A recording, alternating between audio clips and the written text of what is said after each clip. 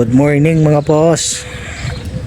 Today is Tuesday, hindi tayo nakapag-vlog ng Monday dahil medyo naging hectic yung schedule ko sa pasok. Galing ako ng panggabi, bukasan, naging pang umaga ako. So wala akong time mag-vlog dahil gusto ko matulog, magpahinga. Ngayong araw ng Martes, akala ng misis ko may pasok ako. Sabi ko sa kanya pang umaga pa rin ako. Pero hindi niya alam na day off ko, kaya gusto ko siyang lutuan ng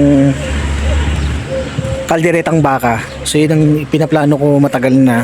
Pero dahil wala akong mabiling reno, dahil wala namang Asian store dito malapit, kailangan ko pang lumayo. So ang gagamitin kong alternative na lang is yung atay ng manok, no, ilalaga ko na lang siya. Tapos yun na lang muna yung ihalo ko, pampalapot lang.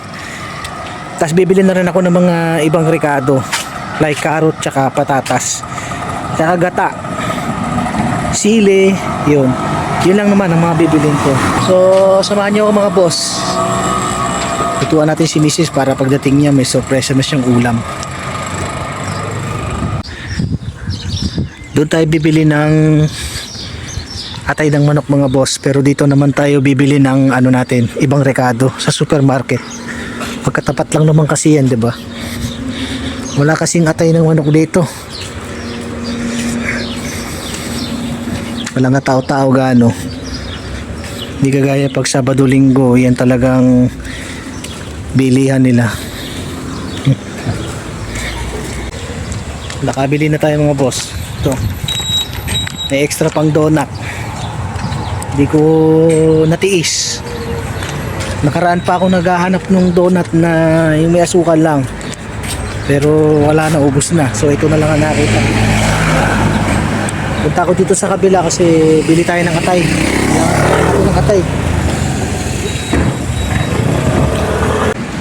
Nakabili na tayo mga boss. Ito na, pauwi na ako.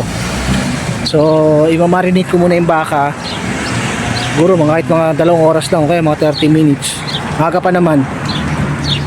Tapos maya ipiprepare ko na yung ibang mga rekado para magluluto na lang mamaya. Maaga pa naman kasi alas 9 pa lang pasado dito ng umaga. Mga boss, lulutuin na natin yung kaldereta na ipapakain natin kay Mrs. pagdating niya mamaya galing work. Naka-prepare na rin yung mga rekado natin dyan. Napakuluan ko na rin tong atay. Tapos dudurugin ko na lang mamaya. Tapos nagpainit na rin ako nito, itong pan natin, para diretso luto na tayo.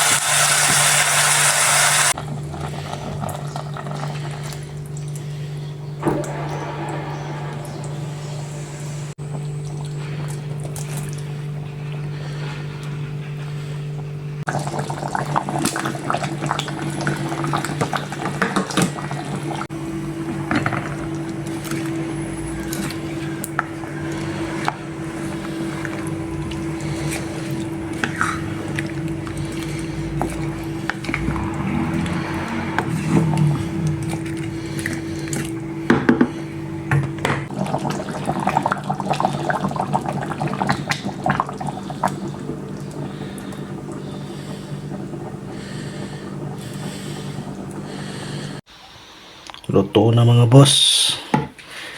Luto ng ating kaldereta. Yan. Sana magustuhan ng wife ko. Medyo masabaw nga lang. Nagtubig kasi yung baka. Pero okay na yan.